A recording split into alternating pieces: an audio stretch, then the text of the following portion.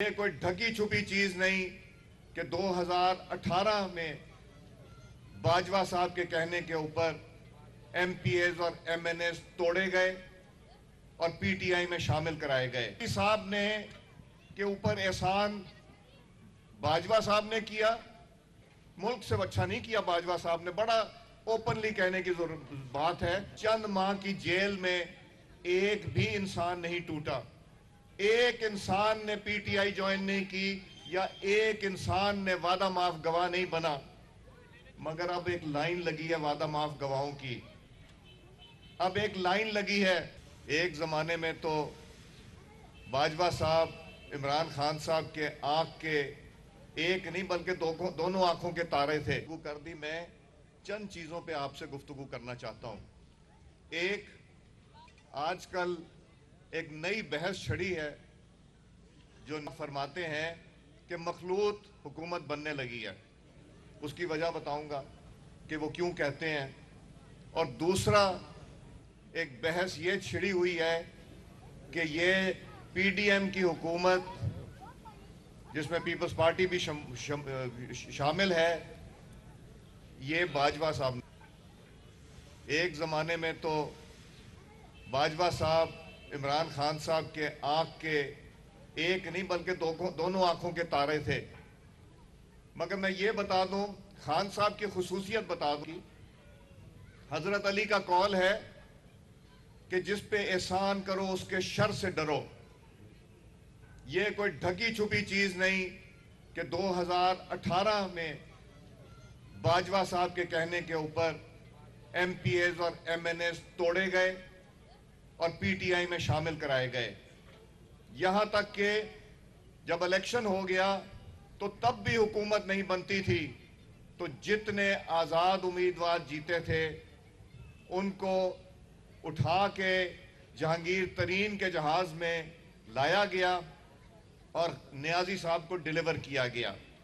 वो एहसान बाजवा साहब ने उन पे किया, मगर पाकिस्तान से अच्छा नहीं किया, क्योंकि 4.25 साल जो हुक्मरानी रही नियाजी की, वो किसी से ढकी छुपी नहीं। इन्होंने सेलेक्ट कर लिया इमरान खान को, इलेक्ट तो करा नहीं सके।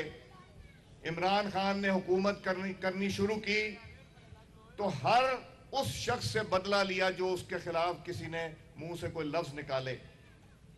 मगर अल्लाह ताला की जात इमरान खान के तकब्बुर से बड़ी थी और सबको अदालतों ने बाइज्जत बरी किया। किसी के ऊपर कोई केस साबित नहीं हुआ और चंद माह की जेल में एक भी इंसान नहीं टूटा, एक इंसान ने पीटीआई ज्वाइन नहीं की या एक इंसान ने वादा माफ गवाह नहीं बना।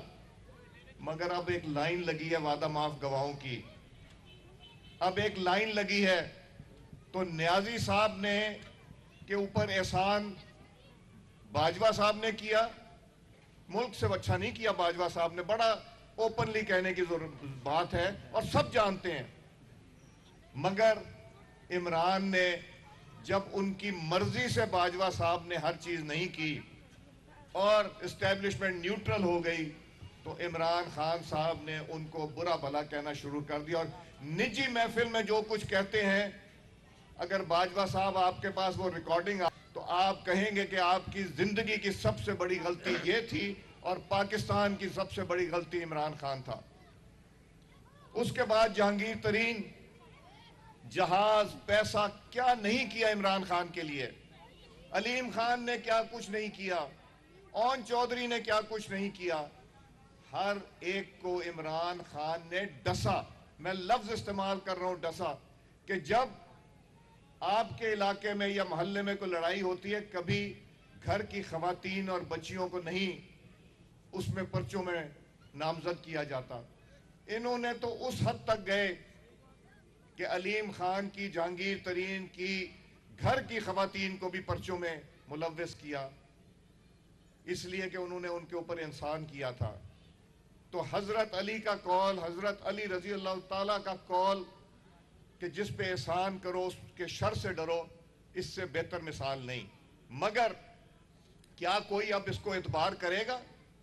जिन बैसाखियों पे ये 2018 में इलेक्शन लड़े थे, क्या वो एस्टेब्लिशमेंट अब एतबार कर सकती है ऐसे आदमी पे जिसको अपनी जात से आगे नहीं नजर आता? आजकल नई बहस चला दी कि मखलूत हुकूमत बनने लगी। क्यों मखलूत हुकूमत का इसलिए जिक्र करते हैं कि मदीना की रियासत कहने वाले हुजूर सल्लल्लाहु अलैहि वसल्लम का नाम लेके झूठ बोलना, और वो घड़ी जिस पे खाना काबा की जिसको चूमते हैं हम, उसका भी सौदा कर देना, उसको भी बेच देना। एक मुल्क के बादशाह ने तोहफा दिया पाकिस्तान के सिलेक्टेड वजीर आजम को, उसकी जात के लिए यह तोहफा नहीं था, यह पाकिस्तान का तोहफा था। अगर वो वजीर आजम ना होता तो क्या $12 मिलियन का उसको तोहफा मिलता? बिल्कुल नहीं मिलता। वो मिला था पाकिस्तान को तोहफा। उसने ना सिर्फ पाकिस्तान को बेचा बल्कि खाना काबा को भी बेच दिया।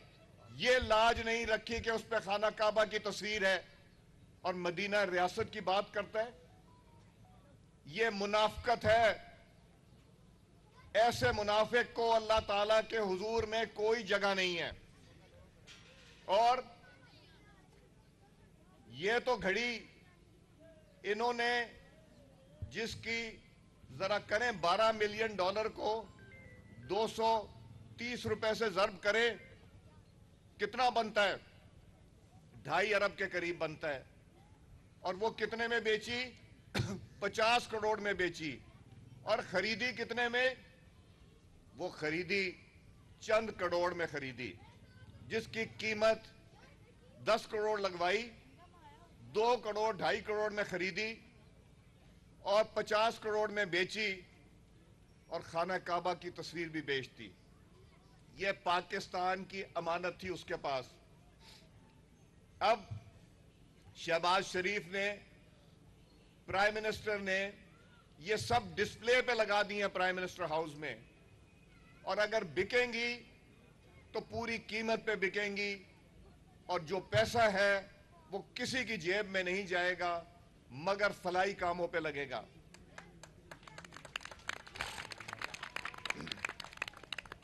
इन्होंने 6 अरब की चीजें जब कहीं जाते हैं तोहफा मिलता है तो वो तोहफा या सफीर को दिया जाता है या चीफ ऑफ प्रोटोकॉल को दिया जाता है या प्राइम मिनिस्टर के साथ एक ब्रिगेडियर एमएस होते हैं उनको दिया जाता है। इन्होंने उसको शो ही नहीं किया, कीमत ही नहीं लगवाई। 6 अरब के हीरों के हार और घड़ियां मौसूफ ले गए और मदीना रियासत की बात करते हैं। कहते हैं कि मैं मदीना की रियासत बनाऊंगा। मुनाफिकत है ये, मुनाफिकत, झूठ है ये। दूसरों पे कीचड़ उछालना और अपना दामन दाग धब्बों से भरा हुआ, ऐसे शख्स को नहीं है बात करनी जेब देती। और जो ऑडियो लीक्स आई हैं, क्या मदीना के रियासत के हुक्मरान ऐसी बातें करते हैं? ये सब ने सुनी है, कोई ढकी छुपी नहीं। मजहब को इस्तेमाल करके तुम लोगों के दिल जीतना चाहते हो, मगर दिल तो शायद तुम जीत लो कुछ नादान लोगों के, मगर अल्लाह ताला की मार से कैसे बचोगे? फिर ये बचना चाहते हैं कि चूंकि इनकी बच्ची का केस इस्लामाबाद हाई कोर्ट में चल रहा है, चंद दिनों में फैसला आने वाला है, तोशा खाना का केस चल रहा है, इनके खिलाफ फॉरेन फंडिंग का, जहां हिंदुस्तान के नेशनल, इजराइल के नेशनल, इनसे भी पैसे लिए हुए हैं इन्होंने, और छुपाया, बताया नहीं, और बार बार पूछने पे भी कहते थे कि हमने तो नहीं लिए, मगर स्टेट बैंक ऑफ पाकिस्तान ने सामने रख दी सारी कि कहां से पैसा आया और किसने भेजा।